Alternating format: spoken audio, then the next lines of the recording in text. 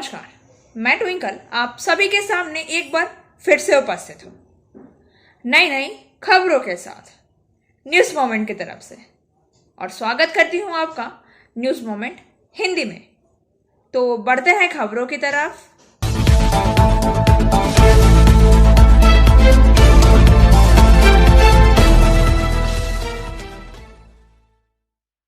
और अधिक खबरों के लिए बने रहिए हमारे साथ। मिलते हैं छोटे से ब्रेक के बाद।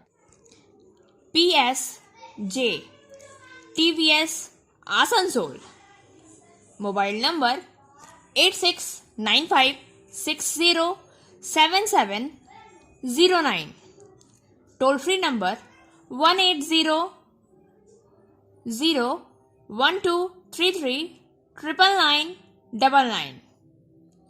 India's first scooter, Play Smart, Play Pick। Muzaffarpur cake noodles factory में लगी भीषण आग। This news is sponsored by Hillview Hospital. Your health is our concern. Bihar के मुजफ्फरपुर में एक फैक्ट्री में बॉयलर फटने से 6 लोगों की मौत हो गई। जिला में पुलिस प्रमुख ने घटना की पुष्टि की, जिसमें 6 घायल भी हुए हैं।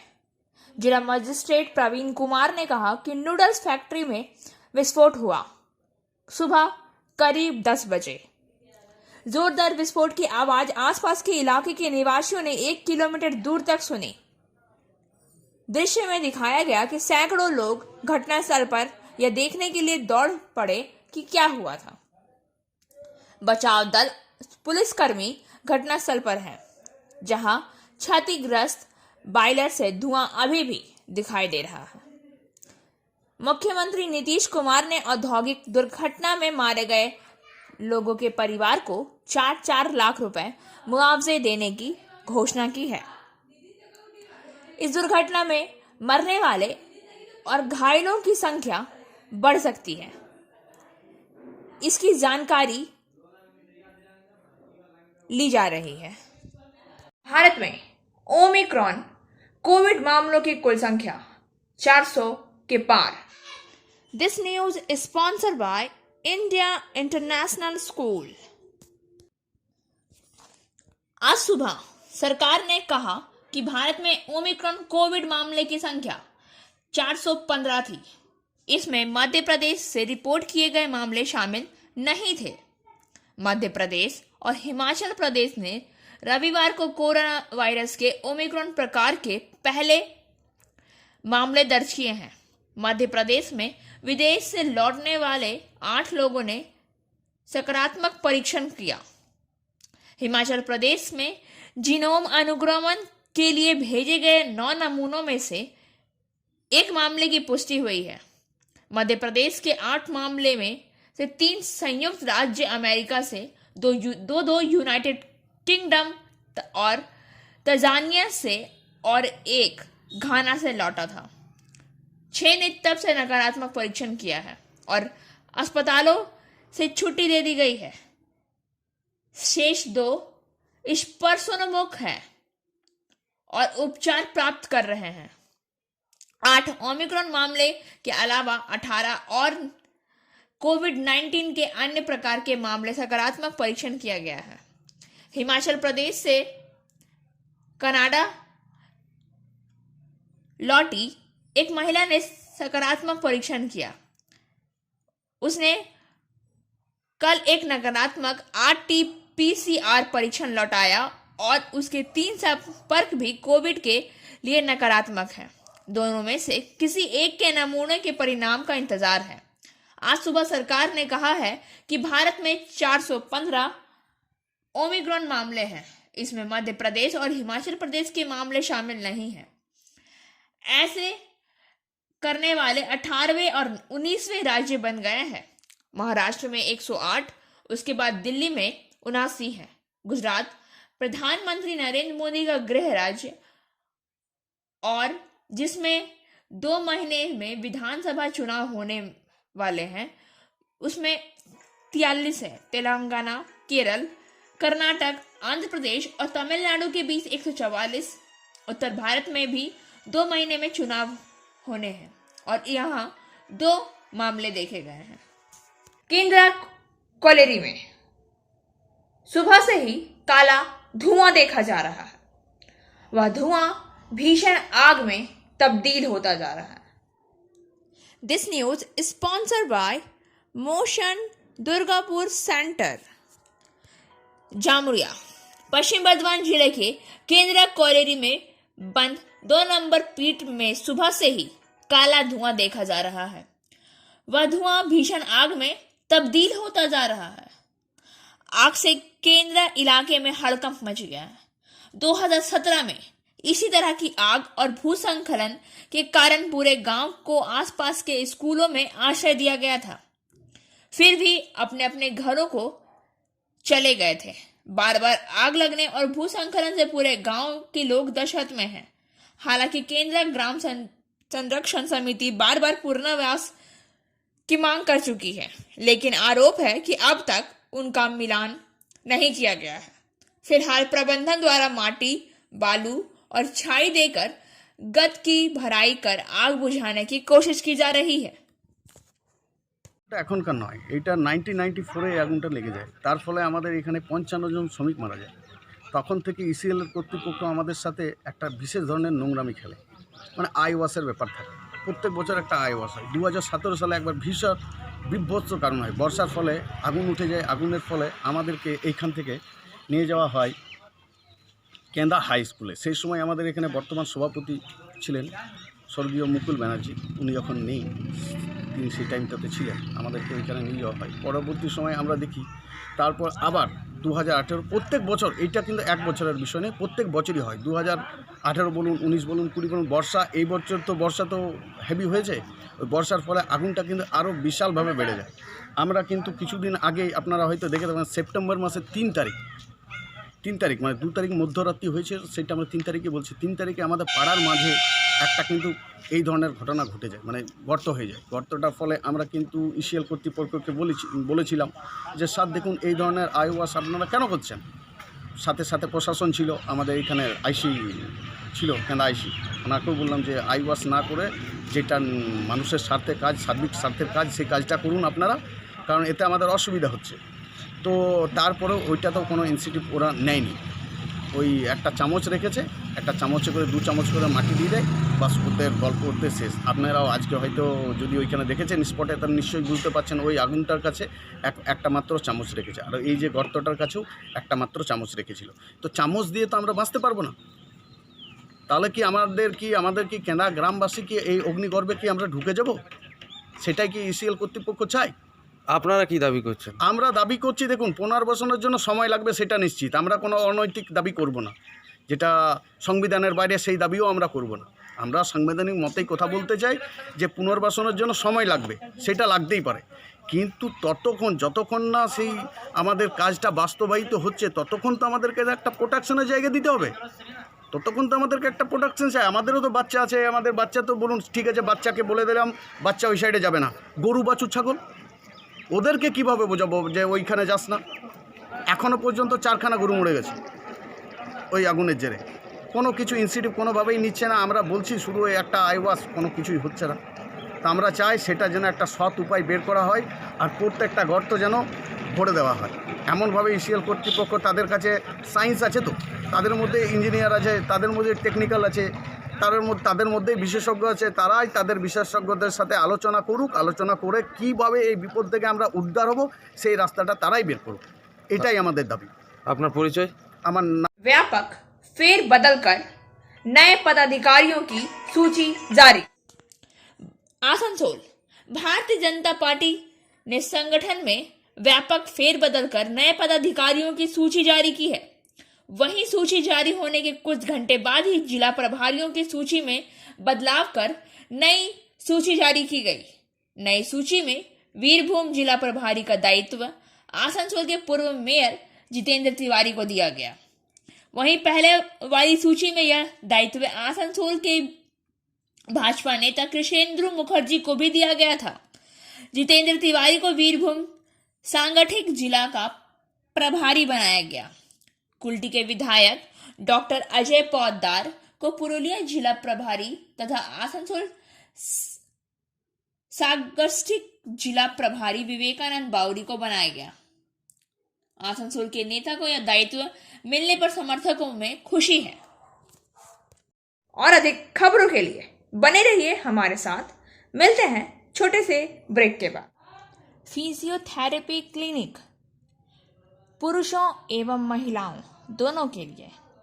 यहाँ उपयोग किए जाने वाली मशीनों का नाम है UST, IFT, TENS, MS, short wave deep heat, web wax bath, infrared lamp इत्यादि। Shripalli, GK Roy Sarani, Rupam building, Asansol, Upendranath high school के पास। अधिक जानकारी के लिए आप संपर्क कर सकते हैं महुआ 7047456855 पर। आसनसोल में जामताड़ा के ठेकेदार को लगी 1 करोड़ की लॉटरी। पार्टनर मलता रह गया हाथ। आसनसोल के रेल पार्क इलाके में एक व्यक्ति को 1 करोड़ की लॉटरी लगी। वह व्यक्ति KSTP में किराए के मकान में रहता था। वह मूल रूप से झारखंड के जामताड़ा का निवासी है। लॉटरी विक्रेता शहाबुद्दीन ने बताया कि आलम ADDA के KSTP में रहता है। उसे 1 करोड़ की लॉटरी लगी है। वह घर बनाने का ठेका लेता है। वही इस घटना में सबसे रोचक बात यह रही कि आलम और उसका एक मित्र रोजाना पार्टनरशिप में लॉटरी का टिकट खरीदते थे, लेकिन जिस टिकट पर प्राइज मिला वह टिकट आलम ने अकेले ही खरीदा था, जिसके बाद उसका दोस्त हाथ मलता रह गया। और अधिक खबरों के लिए बने रहिए हमारे साथ। मिलते हैं छोटे से ब्रेक के बाद। Angel Vidya Mandir, a sure way to success. We provide class 8 to 10, class 11 and 12, graduation honors and program. We also provide all types of competitive class. For further information, please contact 9932864067 or 8116183079. Asansol में निगम चुनाव से पहले तृणमूल ने विरोधियों को दिया झटका। रविवार को आसनसोल के रविंद्र भवन में तृणमूल कांग्रेस द्वारा आयोजित योगदान मेला में आसनसोल के पूर्व उप मेयर मणिक मालाकार और कांग्रेस के पूर्व केंद्रीय नेत्री इंद्रानी मिश्रा ने तृणमूल का दामन थामा। इसके साथ ही जामुड़िया और बर्नपुर से भी बड़ी संख्या में कार्यकर्ता शामिल हुए। मंत्री मलय घटक ने कहा कि बंगाल की जनता ने जिस तरह से विधानसभा चुनाव में भाजपा को पटखनी देकर ममता बनर्जी को तीसरी बार सीएम बनाया है, उसी तरह 2024 में भी भाजपा को सत्ता से उखाड़ फेंकेगी और दीदी पीएम बनेगी। इसके लिए अभी से तैयारी करनी होगी। इस मौके पर नगर निगम और चेयरपर्सन अमरनाथ चटर्जी, INTTUC जिलाध्यक्ष अभिजीत घटक, अनिमेश दास, लखन ठाकुर, गुरुदास चटर्जी, चंकी सिंह, मुकेश झा, राजा गुप्ता, संजय सिंह आदि उपस्थित थे। जी नमस्कार, आदाब सलाम। मैं फ़िरोज़ खान, मोहम्मद फ़िरोज़ खान, जमुड़िया की कांग्रेस कार्यकर्ता और पश्चिम बंगाल युवा कांग्रेस का जनरल सेक्रेटरी हूँ। जैसा कि आज मैंने एक विषय पर बात करना चाहता हूँ। आप लोगों को सभी को पता है, आज आसनसोल में एक हमारे नेत्री बोले जाए, नेत्री नहीं बोल सकता उन्हें, कहा कि आज तो कांग्रेस में एक्टिव रही भी नहीं है वो कभी भी। उसी में इलेक्शन आता है तो वो एक्टिव हो जाती है बस टिकट लेने के लिए। उनको कांग्रेस ने बहुत कुछ दिया, महिला कांग्रेस को उनको जगह दिया गया। फिर उसके बाद MP का टिकट मिला, उनको MLA का टिकट मिला, उनको फादर को भी वहाँ से डिस्ट्रिक्ट प्रेसिडेंट के थ्रू सेटिंग से करके भी टिकट मिल गया था। मैंने कहना यही है कि जो आज कांग्रेस के लिए टिकट लिया गया था, सिर्फ पैसे से टिकट मिल गया था उनको, काम तो उनका कुछ भी नज़र नहीं आता है। आप देखिए ग्राउंड में बता रहा हूँ मैं, कुछ उनका काम नहीं था, सिर्फ उनको टिकट लेना ही उनका मकसद था, बस जिंदाबाद करना। बाकी तो उनका काम अपना जो कर रहे थे पार्टी के लिए, कभी किसी सोशल वर्क नज़र नहीं आया, कोई आंदोलन में नज़र नहीं आ रही थी वो, और नज़र आती भी नहीं थी। आप लोग सभी ने देखे होंगे। आज वो जाके भी टीएमसी के पास आएगा। मुझे टीएमसी के नेताओं पर दुख लगता है, जो टीएमसी कर रहा है उन लोगों को वैल्यू ना देके कांग्रेस, सीपीएम, बीजेपी के नेता लोगों को लेके क्या करना चाहता टीएमसी। दीदी ने इतना बच्चा बहुमत लगा, क्या उन पर भरोसा नहीं, उनके नेताओं में दम नहीं है जो वो काउंसिल इलेक्शन निकाल पाएंगे, या इनको टिकट देने के लिए बुलाया गया है, किसी तरह टिकट मिल जाएगा। ऐसे भी तो वोट है किस तरह से कलकत्ता में, वो सभी ने देखा है, सभी ने देखा है। उसी तरह आसनसोल म्यूनसिपैलिटी में भी होगा, हमारी जमुरिया क्षेत्र में इस तरह वोट होगा। वोट होने वाला नहीं है, वो सबको पता है। बूथ कैप्चर, पुलिस प्रशासन इनके साथ है, गुंडा इनके साथ ही होगा। तो अभी आपको समझ में आ रहा, मगर मुझे इस बात का पहले से आगाज़ था कि ये जाने वाली है, क्योंकि ऑफिस से देखा गया है, मंत्री जी के घर से निकला जा रहा है, तो इससे पहले मालूम। अच्छा हुआ चल गया, बहुत अच्छा हुआ। ऐसे बहुत सारे नेता हैं जो अंदर सेटिंग करके टीएमसी साथ में है। मैं तो चाहूँगा जो भी ऐसा सेटिंग है, कांग्रेस में 2 ही आदमी रहेगा, रहे जो कांग्रेस दिल से करे, चाहे उसके पास में कुछ ना हो, क्योंकि जो दिल से करता है वही कांग्रेस में रहे। बाकी जो भी जाना जिनको है, मैं खुल के बोल रहा हूँ, जो भी है वो एकदम चले जाए। हमारे डिस्ट्रिक्ट प्रेसिडेंट को तो नज़र नहीं आता ना, वो तो अभी अपना प्रचार में रहते हैं। क्या उनका भी तो दुर्गापुर में ख़त्म है, ऑलरेडी काम नहीं करना है, खाली आसनसोल में आना है और 2 जगह जाना है, क्या टिकट सेल करना है ना। एमएलए इलेक्शन में कमाई है, तो यहाँ अभी काउंसिलर इलेक्शन में भी कमाई हो जाएगा। पार्टी से थोड़ी कुछ लेना देना है, जो कार्यकर्ता उनसे तो उनको कुछ मतलब नहीं है। पुलिस केस हो, थाना, कुछ भी उनको मतलब नहीं है। इसी वजह से मैं आपको सभी को ये अनुरोध करना चाहता हूँ, ऐसे जो भी कैंडिडेट बने, जो गद्दार हो, किसी पार्टी से आए, उसको आप लोग वोट ना ही दीजिए, उनको आप लोग घर में आने ही मत दीजिए, क्योंकि किसी का नहीं है, कल उसमें बिन पेंदी का लोटा है। जय हिंद, वंदे मातरम, राहुल गांधी जिंदाबाद, जय कांग्रेस। और अधिक खबरों के लिए बने रहिए हमारे साथ। मिलते हैं छोटे से ब्रेक के बाद। Coaching for medical NEET and entrance exam by DK Lal sir. For further information, please contact 9832829475. Jitendra Tiwari को अनुव्रत मंडल के औसत वीरभूम में वीरभूम की दी जिम्मेदारी। जितेंद्र तिवारी को अनुव्रत मंडल के औसत वीरभूम में वीरभूम की जिम्मेदारी दी जाती है। अध्यक्ष के अलावा संगठनात्मक स्तर पर व्यापक बदलाव कर एक व्यक्ति को प्रत्येक जिले का प्रभारी नियुक्त किया गया। वीरभूम में उस प्रभारी की जिम्मेदारी जितेंद्र को मिली। जिम्मेदारी मिलते ही उन्होंने अनुव्रत पर हमला बोल दिया। भाजपा ने शनिवार को दोपहर जिला प्रभारियों की सूची जारी की। उस सूची में आसनसोल के एक अन्य भाजपा नेता कृष्णेंदु मुखर्जी को वीरभूम जिले का प्रभार दिया गया था। कुछ ही घंटों में शनिवार दोपहर तक एक और नई सूची प्रकाशित कर कृष्णेंदु को हटा दिया गया। वहीं जितेंद्र को जिम्मेदारी मिली थी।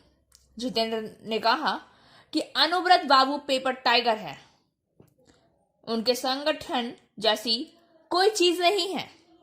वीरभूम में भाजपा संगठनात्मक रूप से काफी मजबूत है। मैं इसे और मजबूत करने की पूरी कोशिश करूंगा। और अधिक खबरों के लिए बने रहिए हमारे साथ। मिलते हैं छोटे से break. Share and subscribe and forward YouTube channel News Moment. For more details and for advertisement, contact editor 956383. Raniganj के मानसिक रूप से विकलांग एक व्यक्ति मोहम्मद नौसाद उर्फ जुम्मन दर्जी हुसैन नगर रानीगंज को यूपी पुलिस ने 5 नवंबर 2021 को गिरफ्तार किया था। उसके परिवार के सदस्यों ने न्याय के लिए कई दरवाजे खटखटाए, लेकिन असफल रहे। बाद में कांग्रेस नेताओं जैसे मोहम्मद शाकिर, सैयद इमरान रिजवी और अन्य ने अपनी पूरी कोशिश की और इस खबर को सबसे पहले न्यूज़ मोमेंट की टीम द्वारा दिखाया गया था और इन सभी के प्रयासों से वह 25 दिसंबर 2021 को लौटे हैं। आसनसोल स्टेशन पर उनका स्वागत किया गया है। आज हम लोग आसनसोल के रेलवे स्टेशन में रानीगंज के एक जुम्मन चाचा, जिनको जुम्मन पगला बोला जाता है, उनका दिमागी कुछ हालात भी ठीक नहीं रहता है और उसी दिमागी हालात की वजह से आज से 4 साल पहले जुम्मन चाचा चाय की दुकान पे बैठकर देश के प्रधानमंत्री और उत्तर प्रदेश के सीएम के खिलाफ में कुछ उल्टी सीधी बातें कर दी थी, जिससे वहाँ के कोई लड़के फेसबुक पे वो वीडियो को डाल दिया गया। उसके अगेंस्ट में आसनसोल में भी कोर्ट में केस हुआ था, जिसका बेल भी हुआ। लेकिन देखा गया कि उत्तर प्रदेश में उसके नाम से केस किया जाता है और उत्तर प्रदेश से चलकर पुलिस रानीगंज में आती है और रानीगंज के पुलिस के साथ में, यानी बंगाल पुलिस के साथ में, उसको उत्तर प्रदेश ले जाया जाता है। जबकि रानीगंज के एमएलए, जिनकी पहचान आसनसोल के एमएलए रह चुके, आसनसोल के मेयर रह चुके, और वो एक ऐसी पार्टी से है, तृणमूल कांग्रेस पार्टी से, जो तृणमूल कांग्रेस ये कहती है बार बार कि माइनॉरिटी का अगर कोई रहनुमा है तो वो तृणमूल कांग्रेस है। तो हम लोग ये पूछना चाहते हैं कि अगर तृणमूल कांग्रेस सही रहनुमा है तो फिर जुम्मन चाचा के लिए क्यों नहीं खड़ा हुए। लेकिन देखा गया कि हम कांग्रेस के लोग, आसनसोल से हमारा माइनॉरिटी का चेयरमैन मोहम्मद साकिर को हम लोगों ने भेजा था और वहाँ उनके घर पे जाकर बातचीत की और उसके बाद उनके लिए हम लोगों ने खड़ा हुआ और खड़ा होकर ये कहा कि आपके लिए, जुम्मन चाचा के लिए, आपके परिवार को जो भी मदद करनी पड़ेगी हम लोग कांग्रेस के लोग करेंगे। आज बहुत खुशी की बात है कि 35 दिन के बाद जुम्मन चाचा का रिहाई होता है और उन सियालदा जम्मू तवाई से वापस अपने घर की ओर जा रहे थे। तो आसनसोल स्टेशन पर जाकर हम लोग उनके साथ मुलाकात किए। उनसे हम लोगों ने कहा कि आप ठीक ठाक से रहिए, अच्छे से रहिए। आज बंगाल के वोटरों से, बंगाल के लोगों से ये मैं बोलना चाहता हूँ, क्योंकि मैं भी माइनॉरिटी से ताल्लुक़ रखता हूँ, कि तृणमूल कांग्रेस सिर्फ माइनॉरिटी के नाम पे वोट लेना जानती है। तृणमूल कांग्रेस माइनॉरिटी के लिए खड़ा नहीं है। ये बात हमारे माइनॉरिटी के भाई बहन, हमारे माइनॉरिटी के तमाम लोगों को सोचना पड़ेगा। अगर ऐसा होता तो क्यों नहीं जुम्मन चाचा के लिए खड़े हुए थे। हम लोगों ने उत्तर प्रदेश में अपने पार्टी के माध्यम से वहाँ के प्रदेश के अध्यक्ष को हम लोगों ने कहा था और वहाँ पे जो भी मदद हुआ उनके लिए हम लोग खड़े रहे और आज जुम्मन चाचा रिहाई हुए। और अधिक खबरों के लिए बने रहिए हमारे साथ। मिलते हैं छोटे से break. Biofina, drink healthy, stay healthy. देश का पानी देशवासियों के लिए। For trade inquiry mail care@rkmgroup.in। Call toll free number 1800-258-7060। Asansol में 51.64 करोड़ की जल परियोजना का उद्घाटन। 1.25 लाख लोगों को मिलेगा लाभ। राज्य के कानून और लोक निर्माण मंत्री मलय घटक ने आज बाराचक और सूर्यनगर में 2 वाटर प्रोजेक्ट का उद्घाटन किया। इस मौके पर उनके साथ आसनसोल नगर निगम के प्रशासनिक बोर्ड के चेयरमैन अमरनाथ चटर्जी, उपाध्यक्ष डॉक्टर अमिताभ बसु, मानस दास, बोर्ड सदस्य त्रिवेंदु भगत, श्याम सोरेन, चंद्रशेखर कुड्डू, पूर्व MMIC लखन ठाकुर, पूर्व बोरो चेयरमैन अनिमेश दास सहित अन्य मौजूद थे। इन वाटर प्रोजेक्ट के बन जाने से बाराचक, माजीपाड़ा, तिलाबांध, लोअर कुमारपुर, सुईडी, मरीचकोटा की STP, गारुई, रघुनाथ बाटी, कन्यापुर, नरडीहा वेस्ट अपर गार्डन, अपकार गार्डन सहित एक विशाल इलाके की पानी की समस्या दूर हो जाएगी। और अधिक खबरों के लिए बने रहिए हमारे साथ। मिलते हैं छोटे से ब्रेक के बाद।